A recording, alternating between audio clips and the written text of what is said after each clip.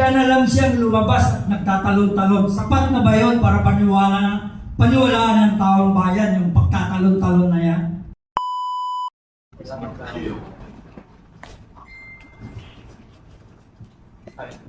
Diyan na sa inyo. Pero yan isa. Yung isa dito sa kabila para hindi na kayo tatabit-tabit. Ang question ko po ay, Chet Getchalian from Billionaire News Channel. Ang question ko po is, kasi di ba sinasabi na the burden of proof lies on the accuser. So, ano na po ba yung nakita ninyo ng mga visible signs na masasabi ninyo na, okay, he's not feeling well? Or are we just relying sa sinasabi sa mga comments na AI lang to, na ganito lang to, kahapon po, di ba, nakita niyo naman na tumakbo-takbo. So, is there a proof or kahit po observation na lang ninyo, baka nagbago yung visual presentation ng presidente, kaya kayo nagpa-file ngayon for mandamus kasi di ba the burden of proof lies on the accuser. Second po, ano po yung move na maaari namin asahan sa inyo after this? Confirm ba po patapukan sa Supreme Court? Thank you po. Una, simplihan natin yung kasagutan para nasa same page tayo lahat. Unang-una po, tayo ay masaya na malakas ang Pangulo. Malinaw po yan. Ngayon sa sinasabi natin na ano yung proof natin na masasabi natin na wala siya sa kanyang peak na kalusugan. Dahil na rin sa mga posting sa social media na nakikita natin at nababasa natin ang mga artikulo. Pero hindi po tayo nagbabase ron. Ang United People's Initiative, hindi po nagbabase sa social media. May mga tao po tayo sa grounds. Nagtatanong po tayo doon sa mga nurses, sa mga janitors ng St. Luke's. Nagtatanong rin po tayo doon sa mga taong nakakita. Kasi ang United People's Initiative po, dahil po mga retired militaries, alam po natin yung tinatawag na word na validation. Kaya nagalang alam yan, General Romy, na mahirap tayong magsalita na wala tayong basihan. Hindi po ganun ang United People's Initiative. May basihan po tayo. Ngayon yung basihan natin, ilalabas po natin yan doon sa tamang forum at tamang pag-uusap para yung legalidad na poproteksyonan yung both ends. So, doon sa pangalawang tanong naman, ano yung next hakbang ng United People's Initiative? Kung mapapansin ninyo, maraming nagsasabi na kami kasi hindi kami reactive. Pag reactive ka lang, pag may nangyari at saka kagagawa ng bagay, that is too late already. Maaaring may nangyari ng hindi maganda sa ating lahat at hindi rin tayo proactive. Ang proactive now is a dying measure. Ang ginagawa po ng People's Initiative, we are being predictive. Pinipredict na po namin kung ano yung posibilidad na mangyayari base sa pagtatanong sa mga sektor ng lipunan. At doon kami gumagawa ng aksyon. Kagaya nito, pasensya na po ulit kayo, mabilisan. Pinayin namin ng Friday. Bakit ngayon Monday lang tayo nagharap-harap? Kasi inintay pa po namin yung GR number. Ibig sabihin, katibayan na natanggap na ito at nailagay na ito doon sa kanilang listahan sa Supreme Court at maaaring ipatawag tayo anytime, maaaring mag-convince sila en bank para pag-usapan ito. So inintay po natin at lumabas lang ito, Kernel Galang kahapon lang kagabi. So kaya tayo may nag-decide. So, ang hakbangin ng People's Initiative, lahat po ng galaw, maging ito ay galaw man ng anumang kulay politika, sinusuportahan natin, basta meron tayong common denominator. Ang common denominator natin sa pagkakataong ito, kaya paalam ko na rin sa inyo, nag-uusap kami nila General El Rio, nila Sir Edwin Fernandez, na parte ng ating United People's Initiative. Kung mapapansin ng iba, sasabihin nila, liberal sila General El Rio, sila Sir Edwin Fernandez, nag-uusap-usap kami. That is the only way to resolve the problem sa bansa natin. Hindi pwedeng tayo mag-usap-usap at magbatuhan lang tayo sa social media na kung ano-ano, na walang katapusan. Kaya nga, ang suggestion, ang ginagawa ng People's Initiative, mapapansin ninyo, pag may basher sa amin, automatic binablock namin. Hindi kami nag-i-engage. Kung mag-engage man, pilit-pilit. Ba't namin binablock? Kasi kung mablock natin lahat ng negative thinkers, mapupunta lang sila sa isang side, magkakasama for negative sila. At gaganda yung buhay natin. So, hindi mo kailangan patulan yung social media, lalo na sa kalusugan ng Pangulo. Huwag na papatulan yan. Kasi nga sabi nila, yung AI, talagang pag pinanood mo siya, napakalapit niya sa katotohanan. So kahit sino, malilin lang Yung mga nababasa naman natin, huwag na kayo magka-cut and paste tapos isi-share ninyo. Kung hindi nyo alam pinagmulan nung balita, buhay pa ba siya, totoong tao ba siya, lalo na kung mga fake accounts o walang pagkakilanlan. So yun po yung mga hakbangin ng United People's Initiative para maitama itong nangyayari. At sana, hindi ito yung katapusan ng ating pagharap at pagtatatungan dahil gagawin namin itong open sa bawat isa para yung totoong kasagutan talagang makukuha ninyo. At bigyan natin ng pagkakataon si General Romy para sagutin pa. May dadagdag pa siya. Okay, bilang isang organisasyon, ang United People's Initiative ay hindi direktahang inakusahan ang Pangulo na may sakit. Precisely, kaya ginawa natin itong petition dito sa Supreme Court dahil nga doon sa mga lumalabas sa media, yung mga haka-haka, spekulasyon, kung ano pa dyan, na kung saan ito yung source ng instability at maaaring kaguluhan. Kaya ito, nag-file na tayo ng petition para i-compel ng Supreme Court base sa ating batas, base sa ating Constitution, kung ano yung tunay o real state of physical and mental health ng ating Pangulo. Yun ang objective dyan ng United People's Initiative. Okay? Kaya kung in-approve ng Supreme Court, just in case itong aming petition at i-compel yung executive na ilahad ang tunay na state of physical and mental health ng Pangulo. Ibig sabihin, para sa taong bayan yan. Mawawala na yung mga haka-haka, spekulasyon, saka mga instability na yan. Yun lamang po. Maraming salamat. Thank you. Doon sa tanong, yung burden of proof. Ang burden of proof po, nire-require natin sa isang kaso. Impeachment man yan, criminal case. Ito po ay isang legal inquiry. Petition po ito, hindi po ito kaso. Kung hahanap po tayo ng burden of proof, dapat po kaso ang ipinail natin. Hindi po tayo nagkaso, nagtatanong po tayo ng legal sa Korte Suprema. So yung pong tanong na yung burden of proof, baka siguro po nasa maling konteksto. Kaya po tayo nagtatanong, hindi po tayo nagkakaso. Para malilinaw po tayo doon. This is not a criminal or an investigative case. This is a legal inquiry. Para po klaro tayo sa lahat. As to the next steps, nabanggit na po ni Sir Ray, siguro po saka na idagdag na lang namin yung iba as we go along. Salamat po. Next question. Sir, good morning at magkahawig lang itong tanong namin. Biyahe ni Benji, vlogger. At ang tanong ko, so hindi lingid sa ating kalaman kamakailan lang, tagtag sa social media, paghahanap sa Pangulo. Bigla na lang siyang lumabas at nagtatalon-talon. Sapat na ba yun para paniwalaan ng taong bayan yung pagtatalon-talon na yan? Yung tanong mo, kapatid, ay tanong ng milyong Pilipino. Ilang araw siya ang aming natatandaan. April 1 or 2 yung last appearance niya. Sa aming pagkakaalam. Tapos bumilang ng 5 araw, 6 na araw, wala talagang lumalabas. At sa pagitan noon, nung wala siyang appearance, mapapansin natin, puro throwback videos, mga articles ang lumalabas sa mainstream at saka social media. Ito po, pag-usapan na natin ng malalim. Napakaganda ng tanong para maintindihan natin. Sa normal na kaisipan ng isang tao, makikita natin yung pattern. Ano yung pattern na yun? Magkakasunod kasama yung mainstream. So, alam nila na throwback ito, nag-share rin yung isang mainstream ng throwback, nag-share ng throwback, puro throwback sila lahat.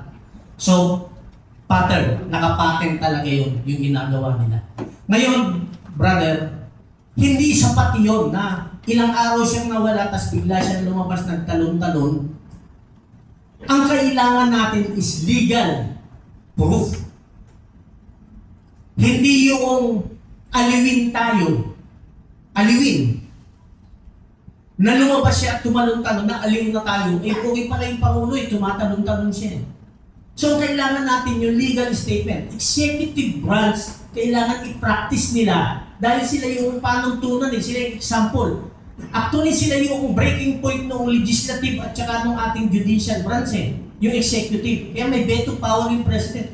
Hindi ba pwedeng once and for all maglabas na sila ng legal records ng Pangulo na nanggaling sa medical doctors na sinasabi na maayos ang Pangulo? Actually, pwede naman nilang pikiin yung result noong medical sa kanilang network, sa kanilang isang maleta lang yan. Pwede nang pituot ang Pangulo. Alam ko, nag-a-agree tayo lahat. Pwede mong pikiin ang iyong state ng kalusugan. Pwede yan. Pwede mong pikiin ang iyong nararamdaman ay hindi mo pwedeng pikiin yan. Kung may nararamdaman ka, may nararamdaman ka. Kung may sakit ka, hindi mo pwedeng pikiin yan. So sa atin, nakaangkla tayo dun sa katotohanan lagi na hindi siya pa sa atin, sa normal na kaisipan, na wala ang Pangulo ng ilang araw maglalabas sila, talong-talong siya, malusog na, tapos na ang boxing. Manahimik na tayo, malusog siya. Hindi ganun kasimple yun. Kasi may kinakaharap tayong crisis. Hindi pwede ng isang Pangulo na nawawala, biglang lalabas, magdidesisyon na naman ng bigla-bigla, kawawa ang taong bayan. So, finality sa tanong, hindi tayo satisfied, kaya tayo nag-file ng request sa Supreme Court ng writ of mandamus para ilabas yung tunay na kalagayan ng kalusugan ng Pangulo. At bago tayo magpatuloy, salamat at dumating ang ating legal counsel. Ang dahilan kung bakit nakapag-file tayo, ang ating President ng United People's Initiative, siya po ay isang lawyer at siya po ay retired general ng ating armed forces, si Attorney General Virgil Garcia, sir. The floor is yours, sir. Good morning, sir. Morning. Good morning sa inyong mga kasama. Magandang umaga sa inyong lahat. Tama po yung sinabi ni Captain Ray. Natutuwa tayo na nagpakita siya kahapon, kagabi actually, na siya fit. Tumatakbo, nag-jog at tagahamon pa. Hamunin ko sana 100 push-ups in 1 minute. Kaya ko po yun. Okay yun, maganda yun. At least, mababawasan yung ating agam-agam na ang Pangulo ay hindi katulad nung nauulat, hindi katulad nung napapag-usapan na kumakalat. Ano po. Pero, kailangan po natin ng official health bulletin. Kasi po ang Pangulo possesses vast executive power. Na siya po ang may control ng the whole executive, the whole bureaucracy, siya ang pinuno. Maliban doon siya ang commander-in-chief ng ating Armed Forces of the Philippines, siya rin, sa kanya rin nagmumula ang foreign policy, lahat po yan. Ngayon, kung siya po ay hindi okay, at bigla-bigla na lamang tayong magugulantang sa kanyang kalusugan, at pagkatapos ay magkakaroon ng emergency, hindi po kayang panindigan ng OIC yung ganong klaseng sitwasyon. Wala pong OIC, wala pong caretaker. Ginagamit lamang po yan ng araw dahil yung presidente is just one phone call away. Siya pa rin ang magdidesisyon. Yung po kasing appointment ng OIC o acting president na wala sa constitution, wala sa constitutional line of succession, wala pong visa yon dahil it does not also carry with it presidential discretion. Hindi po pwedeng mag-command ang OIC in case of an emergency dahil sa hindi siya ang commander-in-chief. Ang commander-in-chief yung Pangulo at kung wala yung Pangulo, yung pangalawang Pangulo. Kinakailangan po ang transfer of power is seamless. Wala pong patid. Ang ibig sabihin, kailangan ito ay tuloy-tuloy kaya ipinapaliwanag sa ating saligang batas. Section 12, Article 7, kung malubha ang kalagayan ng Pangulo, kailangan ipaalam sa ating lahat. At kung malubha ang kalagayan ng Pangulo, kinakailangan pasumpain ang pangalawang Pangulo bilang Pangulo para mayroong automatic transfer of power, hindi mapuputol, hindi mapapatid. At kailanman hindi tayo mapapaliwara dahil ang desisyon na balido manggagaling lamang sa opisina ng Pangulo, acting president, na vice presidente man siya o Pangulo natin, doon lamang maaaring magmula ng legal. Ngayon, kung halimbawang ang kanyang karamdaman ay dumating sa panahong talagang malubhana, sinasabi ng Section 8 ng Article 7, in case of death, permanent disability, removal from office, or death, kailangan manumpa agad ang pangalawang Pangulo. Ngayon, kung ano po ang mangyayari sa ating Pangulo, kinakailangan po ang unang-unang makakaalam bago ito ay sa publiko, ang Vice Presidente. At kinakailangan po pagka-inform mo sa Vice Presidente, Madam President, Madam Vice President, the President is, okay, huwag natin sabihin yun. Pero alam niyo na ibig sabihin, or the President is seriously ill, he is permanently incapacitated, he is comatose. Yung mga ganong bagay, you have to assume as President, mag-o-oath na po agad ang ating Vice Presidente para tuloy-tuloy ang exercise of executive power, hindi po yun kinakailangan maputol. So, balik po tayo doon sa ating mandamos. Ang mandamos natin stays, kahit na po siya nakapagpakita ng lakas. Tumatakbo eh. Tumatalon eh. Kailangan po yung medical bulletin galing sa kanyang opisyal na doktor. At meron pa po kaming hiling doon. Yung hiling po namin isa pa, mag-hair follicle test po siya. Yan. Yung po ay importante dahil yung mental capacity, hindi lamang physical ability ang inahanap natin sa Pangulo, kundi pati mental capacity. Alam po ninyo, pagka matagal na kayong gumagamit ng droga, kaya maraming yung mga drug addict kung sumaksak, napakadami. Nag-hallucinate yun. Tingin niya sa lola niya, diablo. Tingin niya sa lola niya, nakaratay na, nakahiga na, pinagsasaksak pa niya kasi tingin niya, buhay pa yung kanyang kalaban. So, ang nangyayari naman, hindi ko sinasabing gano'n ng Pangulo. Ang sinasabi ko lang is there is also a possibility when you are prolonged user of drugs. Pag merong mabigat, mahirap na desisyon, magbaback out ka. Magtatago ka sa cabinet at hindi ka magde-decide.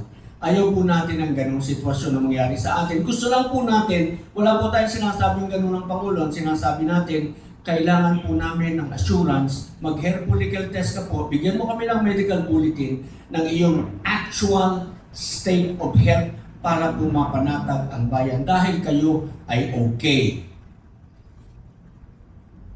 Baka po gusto niya magpakita sa atin, hindi sabayan natin ang takbo. 1 kilometer muna. Salamat po. Maraming salamat. Salamat, UBI President Attorney Bertier Garcia. Sige po, yung magtatanong pa po. Sir, dagdag ko lang Muli po ang stand po ng UPI, ano yung po na in behalf of our Chairman, General Romy Pocris. We stand for constitutional succession. Hindi po kami personality driven or personality based. Kung sino po yung sinasaad sa konstitusyon na dapat, karapat-dapat at legal na hahalili, doon po kami nakasandal. Ulitin ko po, we are not into a personality driven position in the UPI. We are for a legitimate constitutional successor. Para po klaro for the record. Salamat, Colonel John Galan, sir. Sir, yung ganitong pangyayari at nakikita natin sa social media, yung ganun rin, yung executive secretary yung namumuna sa mga pulong-pulong nila. So, hindi pa pwedeng makikialam yung Supreme Court na mag-obliga. Attorney Bertier.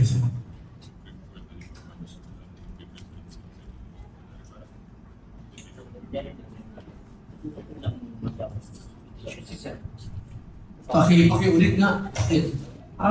Nakikita natin yung pagkawala ng ilang araw ng Pangulo at nagkaroon ng mga pulong-pulong, di ba?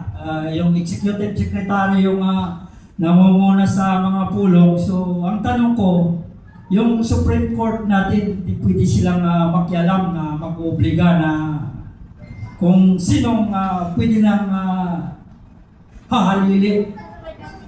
Alam po ninyo, ang ating Korte Suprema, makaka-akto lamang pagka mayroong justiciable issue.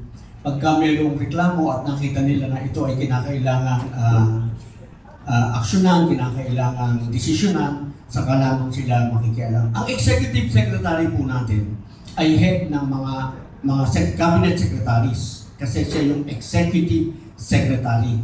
Ano po, kumbaga sa ordinaryong, sa kumpanya po, sa kumpanya siya yung Chief Operating Officer. Siya po ang nagpapatakbo para sa Pangulo. Para yung Pangulo ay makakonsentrate dun sa mga mas mabibigat na nagampanin ng Pangulo. Yung everyday, day-to-day management ng opisina ng Pangulo, yung Executive Secretary po talaga yun. Ano po? Pero kahit na po siya tinatawag na Leader President, kahit po kailan, hindi siya magiging Pangulo. Kailangan po yun talaga binigyan natin tayong mga taong bayan yung pinagkatiwalaan natin ng powers ng Pangulo at yung pwedeng mag-succeed, yun lang po talaga ang uubra. Hindi po pwede yung OIC caretaker o acting president, executive secretary. Wala pong ganun sa ating saligang batas. Kaya nga po sinasabi namin, lahat tayo lalo sila, yung mga matataas na opisyal, nanumpa silang poproteksyonan nila, pagtatanggol nila, susundin nila ang ating saligang batas. Ay ano ngayon? Bakit? Anong nangyayari? Bakit kaliwat kanan ang pagbastos sa ating saligang batas, ang hindi pagsunod sa ating saligang batas? Dapat po tayong mamamayan mismo, talagang ipaalam natin na tama na po yung ginagawa ninyo yan. Gusto namin ngayon, ito po, mandato ng saligang batas, utos ng saligang batas, may karapatan ng taong bayan malaman ang tunay na katayuan, kalagayan ng iyong kalusugan. Ipaalam mo po sa amin. Yun ang kailangan namin, hindi yung jogging. Pwede ka mag-jogging sandali. Pwede kang magpa-jumping dyan ng konti na you look okay. Tuwa po kami, ay okay ang presidente. Very good. Magandang pakiramdam dahil ay okay pala, hindi naman pala totoo yung mga nababalita Okay yun. Kaya lang merong mali kagabi, napansin nyo ba? Yung kanyang bulletin na babasahin, sabi niya, babasahin ko yung bulletin. April 14, kagabi niya pinasa yun. Kahapon. April 13 lang kahapon. Kinorek daw niya. Ha? Kinorek daw po ako. Kinorek na. O di okay pa rin. Di ba? Kinorek na nila Nagkaroon ng mali, lahat naman tayo nagkakamali. Pero, Wala talaga sa sarili. medical bulletin, galing sa doktor mo, medical records, pakita natin. May mga sinumpaan po yung mga doktor hindi yan pwedeng magsinungaling. Lalo-lalo na kung kalusugan, kalagayan ng Pangulo, ating pag-uusapan, ay pag nagsinungaling siya, nako, at biglang namatay ang Pangulo, handa. Kaya yung medication. Hanapin ka namin lahat. Salamat, Dr. Virgil. Next, please. Good morning po. Pwede po bang other topic kahit isang... Sige. Kahit ang UPI is open kami kahit anong topic na pag-usapan dahil lahat yan nakapaloob rito Tantiamento po from UOT. Meron po ngayong parang proposal na to postpone the PSKE and the funding for that purpose will be used sa energy emergency daw. Parang postpone mo na ang barangay election dahil yung pondo ay gagamitin sa ongoing crisis. Ano pong posisyon ng UPI dito? Bago natin ibigay kay Atty. Virgil, may pananaw lang tayo dyan. Kung ikaw ang Pangulo, kailangan nag-list ka ng prioridad. May priority list ka. Tapos kung ano yung dapat na action na gawin mo, base doon sa prioridad mo. Ngayon, tama ka na pwedeng i-postpone yan. Maraming pwedeng gawin ng Pangulo na i-postpone. May election tayo ng barangay itong darating na October, September sa farm. Pwedeng i-postpone lahat yan at yung budget, pwede natin gamitin sa ibang bagay. Pwede po yan. Yan karapatan ng Pangulo at nakalagay sa kanya yan, katungkulan niyang gawin yan na mag-set siya ng priorities. So ibigin natin para mas malalim natin maintindihan kay Atty. Virgil. Yung pong halalan, pagka tayo'y merong halalan, ano po? Yung halalan ay kontrata. Kontrata sa taong bayan na ako ay maninilbihan sa iyo sa loob ng 3 taon bilang iyong kinatawan. Okay? So yung mga iboboto po doon sa loob ng 3 taon na yun, yung kontrata nyo sa tao, 3 taon. Para po yan i-extend, kinakailangan ng batas. Kung yan na i-extend. Kaya po yung nakaraan, in-extend nila dahil yung unang extension nila, presidential order yata yun or something. Yung nakaraang barangay election kaya naging 3 years ulit dahil sinabi ng Korte Suprema unconstitutional. Ano? So, tama po kayo, marami tayong kailangan paglagyan ng pera para makatulong sa taong bayan. Dapat po yan, pati yan, bantayan natin. Ano po? Bantayan natin dahil mindset na po tayo na ang presyo ng gasolina, ang presyo ng fuel, hindi na bababa sa 100. Unang-una po, meron tayong, yabang nila, merong buffer na 2 months, merong buffer na 4 months. Wala kakagera lang, kakabomba lang, kinabukasan, sipad agad yung presyo. Hindi po ba nagkakaroon na tayo para meron na tayong kultura ng pananamantala? Ano po? At tuloy-tuloy po yan, hindi na sila nahihiya sa taong bayan. Talagang every time they have an opportunity to rob us, they will rob us. Wala akong tinutukoy kahit sino. In general, ano po, walang ano. Parang ganun po ang itsura ngayon. Ano po, para malinaw. Baka ako'y mapailan ng inciting to seduction dito. Sige na. Sunod po. Dadagdag ko lang doon, yung suggestion mo ay parang i-postpone o i-cancel yung barangay election, gano'n ba? Para may magamit na pondo para disokrisis dito. Parang gano'n yata. First, yung UPI, wala namang ginawa pang pag-aaral tungkol sa dyan. Ano? Dahil, of course, may mga epekto yan sa ating bayan. Marami ring pamamaraan ng gobyerno para talagang mapigilan o makontrol o ma-reduce o mabawasan yung presyo ng langis natin. Diba? Of course, sinasabi natin yung pagtanggal ng excise tax o pagtanggal o pagbaba ng VAT sa mga petroleum products. Yung mga gano'n, diba? Pwede rin talagang posisyon ng gobyerno yung actual na acquisition cost, yung mga selling price ng mga oil companies. Kasi pagka ganitong krisis, nakalagay naman sa ating batas na pwedeng talagang makontrol ng gobyerno yung mga presyo na yan. Kung kinakailangan pa nga, pwede pa nga ma-empower yung presidente pagka-krisis talaga in case of national emergency na i-take over temporarily ng gobyerno yung mga oil companies na yan. Mga ganun eh. So, yung mga ganun, immediate action na pwedeng gawin ng Pangulo ng gobyerno in times of national emergency, okay? Pero dito sa amin sa UPI, hindi lamang yun. Sinasabi ko, hanggang last year pa nga ito sinasabi natin dahil dito sa matinding korupsyon na ito, di ba? Na hindi lang daang bilyon ang ninakaw kundi trilyon pa nga di ba? Dapat kung talagang krisis tayo ngayon, dapat bilisin na panagutin, ipasoli, bawiin yung mga ninakaw na yan ng gobyerno para may pangtustos dito sa pagtaas ng presyo ng langis. So dapat ipakita nila na very decisive, bawiin, pasoli yung mga ninakaw na yan, panagutin yung mga nagnakaw at nandarambok sa kaban ng bayan. Yun lang, thank you. Idugtog ko lang, Ron, para samantalahin na natin yung pagkakataon para maintindihan yung lahat. Paano tayo niloloko dun sa petrolyo? Inline sa sinabi ni General Romy. Noong una, yung ibang karamihan sa ating kabataan, baka hindi pa kayo pinapanganak, ang pinakamalalaking petroleum na barko sa buong mundo, pag-aari ng Pilipinas, under ng ating PNOC, Philippine National Oil Company. Ang pangalan ng mga barko na ito na tinatawag natin very large crude carrier. Mga pangalan nila, Gat Bonifacio, Gat Jose Rizal, marami yan. Kaya kami noon, pag napupunta sa ibang bansa, very proud tayo na tinuturo natin sa Pilipinas yan, Philippine National Oil Company. Ano pong trabaho nitong PNOC?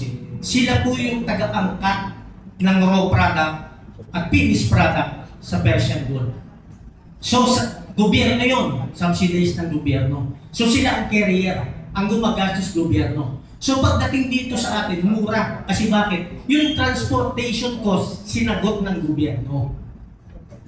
So pagdating dito, mura. So fast forward natin. Kung ako